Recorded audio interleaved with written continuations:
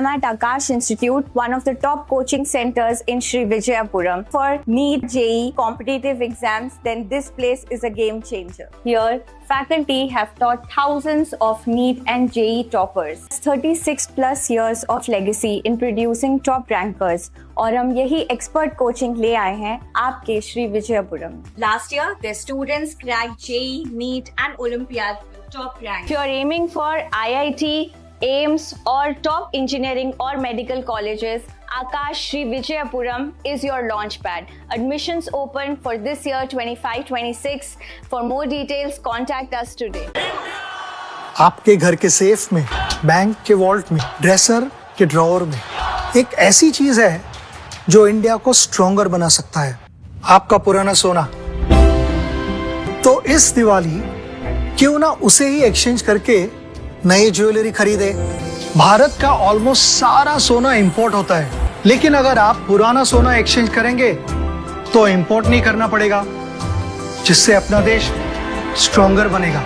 आपका पुराना सोना तनिष्क में एक्सचेंज करें और बनाए भारत को और भी सुनहरा.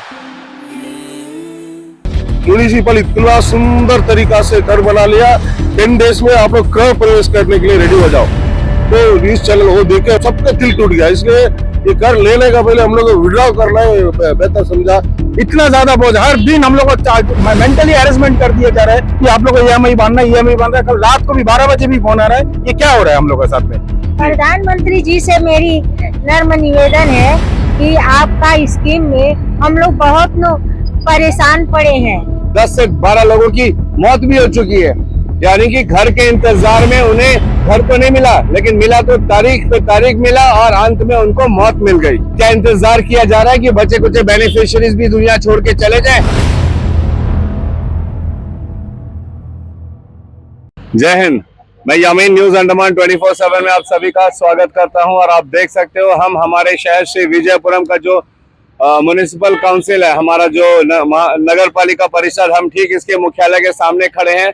एंड मेरे पीछे बहुत सारे लोग यहाँ पे, पुरुष महिलाएं यहाँ पे खड़ी हैं. एंड मामला वही पुराना है. अभी कुछ दिन पहले भी आप लोगों ने हमारे 2 एपिसोड देखे होंगे जहाँ पे हमने आप लोगों को बताया था कि प्रधानमंत्री आवास योजना के तहत यहाँ पर लोगों के साथ किस तरीके से धोखाधड़ी चल रही है. ये खुले तौर पर जो है, अब हम दावे के साथ कह सकते हैं कि ये खुले तौर पर एक भ्रष्टाचार का मामला सामने आया है. 500 से ज्यादा लोगों को चिन्हित किया गया था जो गरीब हैं, जो अपना घर नहीं अफोर्ड कर सकते हैं.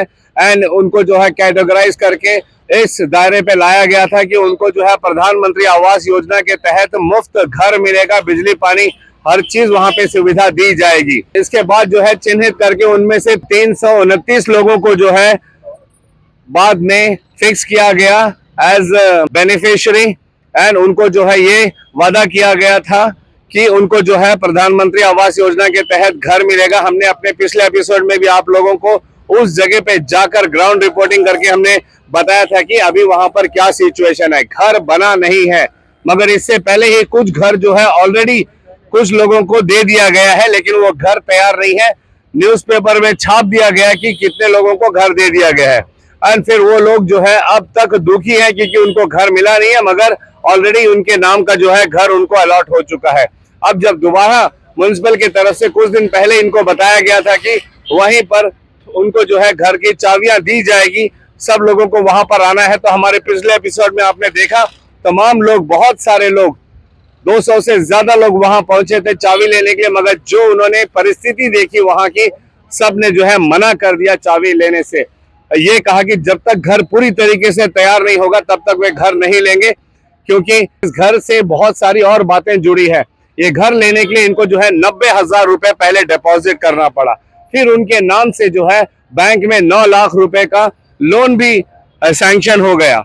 और फिर उस लोन का जो EMI है प्रति महीने इनके अकाउंट से जो है किसी का 6,000, किसी का 7,000 रुपए कट रहा है. अब आप इस पूरी सिचुएशन को समझने की कोशिश करिए.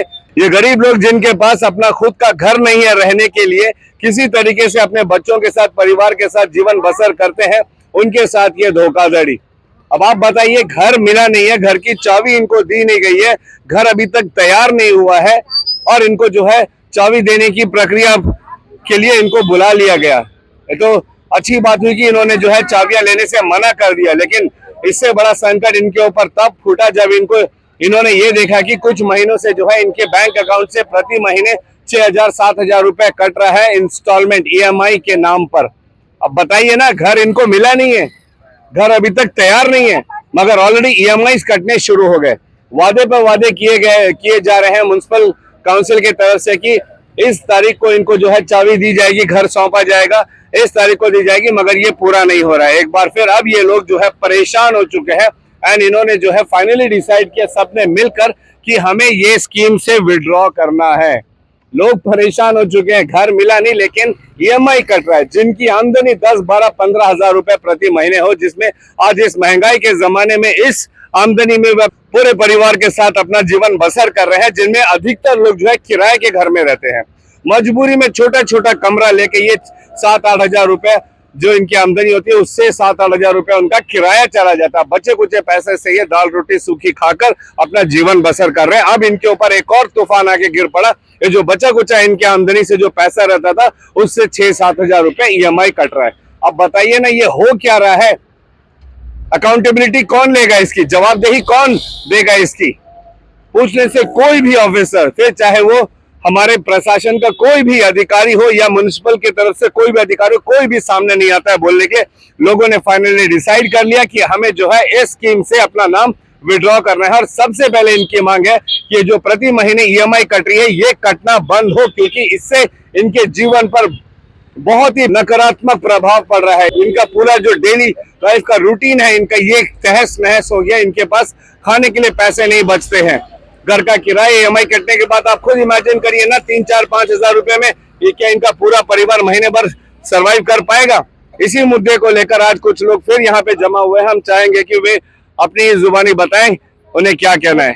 जी बताइए। नमस्कार। प्रधानमंत्री आवास योजना शहरी का मैं भी एक लाभार्थी हूँ। ये 2017 में हम लोग ये भरा था, तो हमें लास्ट जो बताए गए थे कि 31 मार्च 2026 में घर दिया जाएगा, पर उस दिन में भी नहीं दिया गया है। फिर हम लोग ने सब फैसला किया है, क्योंकि घर का हालत ऐसा है, आप लोग अगर जाके एक बार देखेंगे आप लोग को पता होगा, और पहले भी ये चीज को हम लोग दिखाए हैं मीडिया में कि घर एकदम मतलब 3rd क्लास का है, मतलब कोई चीज का नहीं है। जैसा अभी तक सेफ्टी टंकी नहीं हुआ, पानी का कनेक्शन ढंग का नहीं है। कम से मूलभूत सुविधा जो है पब्लिक को मिलना चाहिए। जो घर ले रहा है, लाभार्थी ले रहा है, मूलभूत सुविधा देना चाहिए लाभार्थी को, पर वो भी नहीं है। पर अभी हम लोग ने सबने तय किया है कि हमें ये स्कीम से हटा दिया जाए, क्योंकि EMI का जो बोझ है हम लोग वो बोझ नहीं उठा पा रहे हैं। इतना ज्यादा बोझ, हर दिन हम लोग को मेंटली हैरेसमेंट कर दिया जा रहा है। कलकत्ता से फोन आ रहा है, यहाँ से फोन आ रहा है कि आप लोग को EMI बांधना है। कल रात को भी 12 बजे भी फोन आ रहा है। ये क्या हो रहा है हम लोग के साथ में? हम लोग पैसा दे के ले रहे हैं, हमें कोई सरकार फ्री में नहीं दे रहा है। हम लोग को 90,000 पहले बांधा है और अभी हम लोग को लोन 8 लाख रुपया कर दिया गया।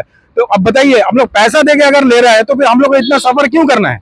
हम लोग ये सफर हम लोग नहीं करेंगे। इसलिए हम लोग सीधा प्रधानमंत्री को भी लेटर लिख रहे हैं कि हमें ये प्रोजेक्ट से बाहर कर दिया जाए। जो पैसा हम लोग ने दिया है 90,000, वो हमने वापस कर दिया जाए, प्लस इंटरेस्ट के साथ। और जो EMI का जो बोझ है, जितना भी हम लोग पर बोझ है, ये बोझ हटा दीजिए। हमें कोई घर नहीं चाहिए और इनका प्रोजेक्ट इन्हीं को मुबारक, हमें नहीं चाहिए। हम सब महागरीब है, इसलिए हम लोग वो प्रोजेक्ट में गए, पर 10 साल से हम लोगों को खेला खिला रहे हैं लोग। हम लोग दौड़ते दौड़ते इतना परेशान हो गए हैं जो हम लोग की आस्ती शिस्ती एकदम बीमार हो गया है। गरीबों को घर मिलता बोल के हम लोग कूद के गए, पर कूद के जाने के बावजूद आज तारीख तक कब बनेगा तब बनेगा। वो घर भी बाथरूम का जैसे छोटा छोटा दो ठो बना है। और ये बैंक वाले लोग दिन रात हम लोगों को फोन करके परेशान कर रहे हैं। हम लोगों को ये इतना पैसा ना हम लोग दे सकते, हम लोग को इससे बाहर कर दिया जाए। बैंक वाले लोग कितना लाख रुपया हम लोग के ऊपर साइन करवा के 8 लाख रुपया हम लोग के ऊपर प्लस 90,000 रुपया हम लोग दे चुके हैं।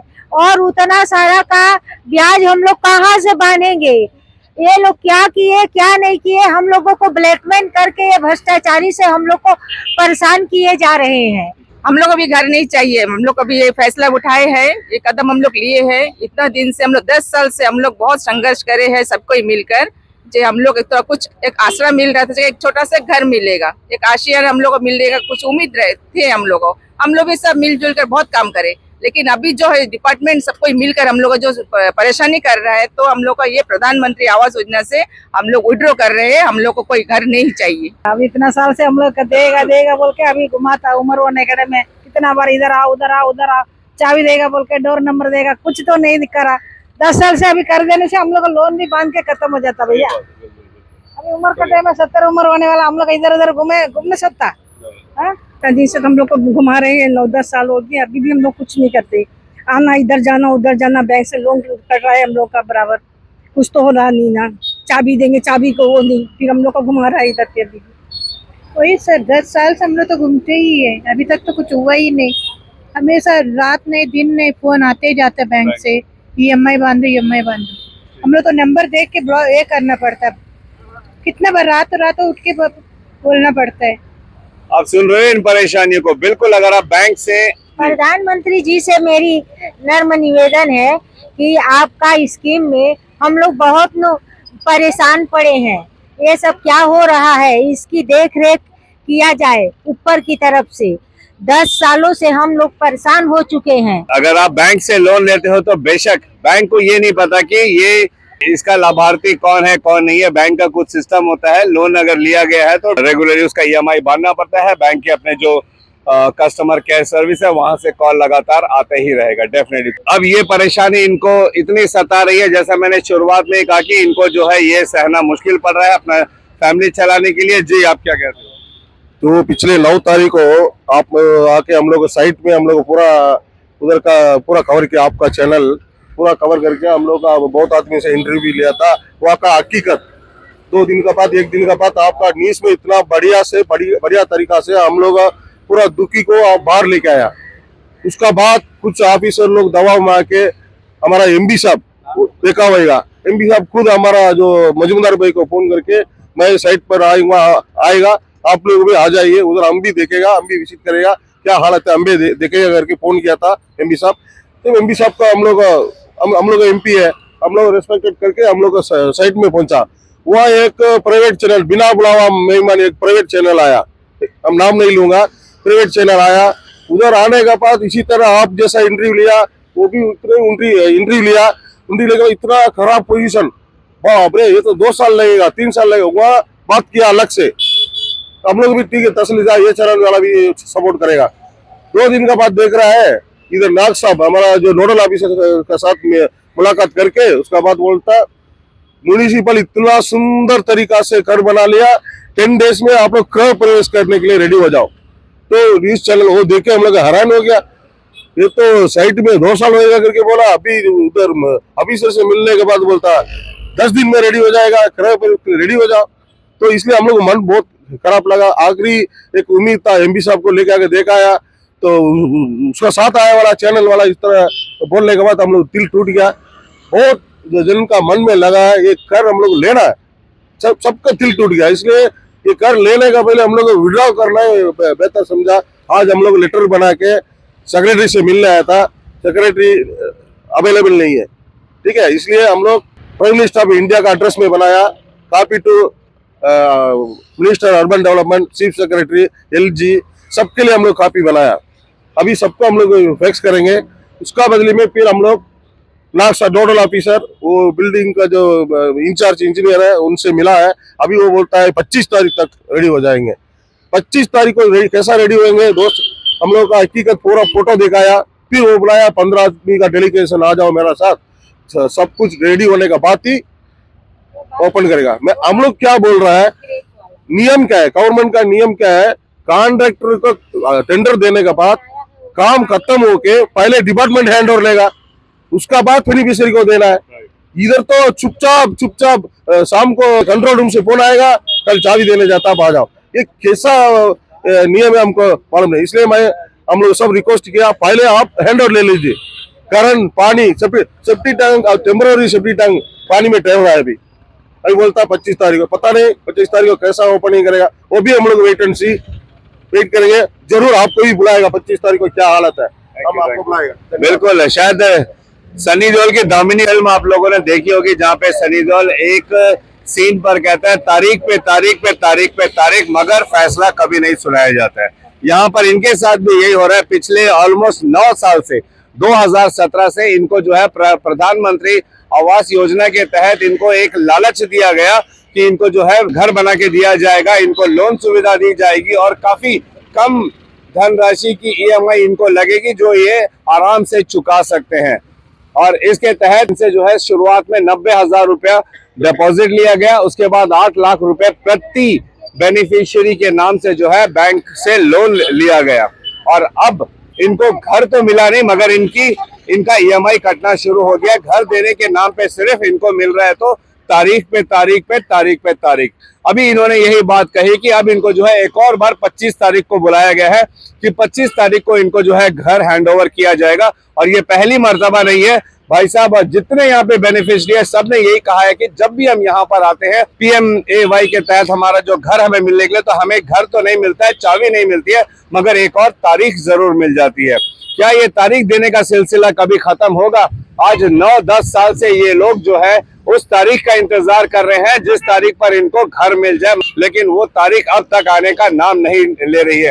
मगर इन गरीब लोगों के जीवन में बहुत नकारात्मक प्रभाव पड़ रहा है, इनका दिनचर्या का काम बिगड़ रहा है, इनके घर में खाने के लाले पड़ रहे हैं। क्योंकि मैंने आप लोगों को बताया अधिकतर लोग जिनका अपना घर नहीं है, मैक्सिमम जो है इनका घर है ही नहीं, तभी तो इनको प्रधानमंत्री आवास योजना के तहत घर मिल रहा है। तो ये लोग कहाँ, सड़कों पे तो नहीं रह रहे हैं, पेड़ के नीचे तो नहीं रह रहे हैं, किसी न किसी किराए घर में रह रहे हैं।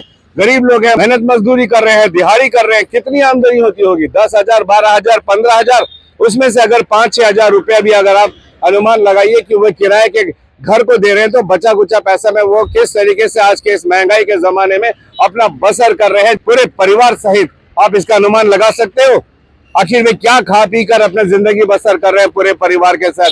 अब उनके ऊपर एक और तूफान आ पड़ा है कि इनका जो बचा कुचा पैसा इनके मेहनत मजदूरी से जो रहता है, उससे हर महीने इनके अकाउंट से जो है किसी का 6,000, किसी का 7,000 EMI के नाम पे कट रहा है। अब आप बताइए, क्या ये खुला करप्शन है कि नहीं? क्या ये जाति है कि नहीं? इनके साथ में हमारी प्रशासन क्या कर रही है?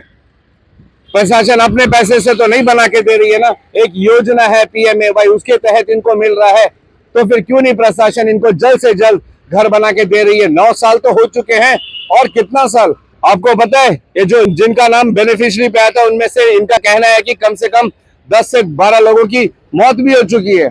यानी कि घर के इंतजार में उन्हें घर तो नहीं मिला, लेकिन मिला तो तारीख पे तारीख मिला और अंत में उनको मौत मिल गई।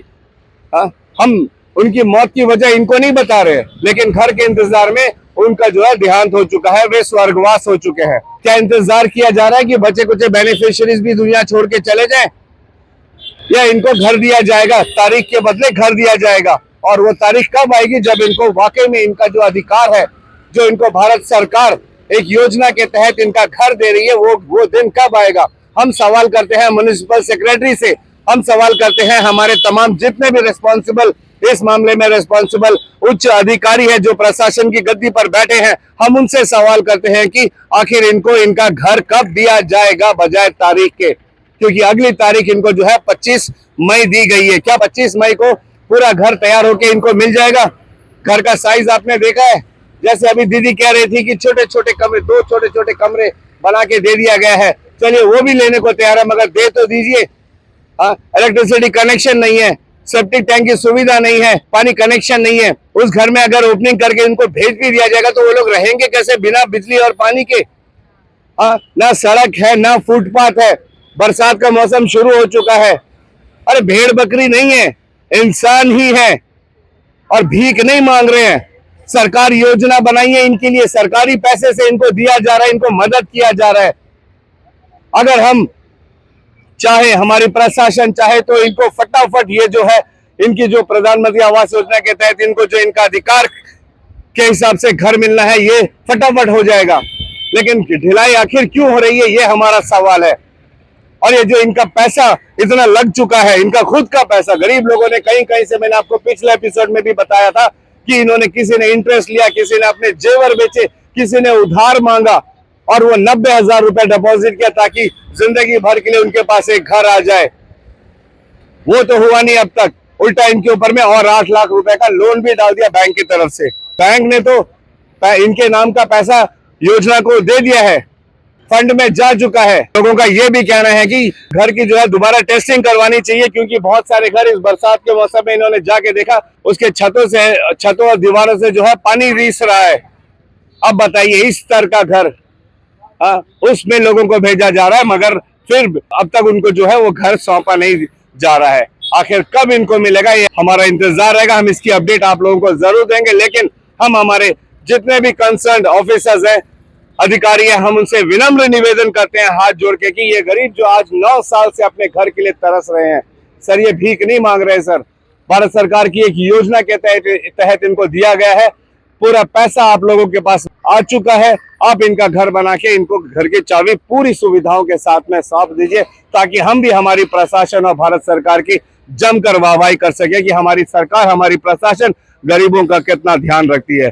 लेकिन तारीख मत दीजिए सर, इनको इनकी घर की चाबी दे दीजिए। अपडेट के लिए आप हमारे साथ बने रहिए। फिलहाल कैमरा पर्सन दीपिका सोनी के साथ में यामीन, न्यूज अंडमान 24/7। जय हिंद।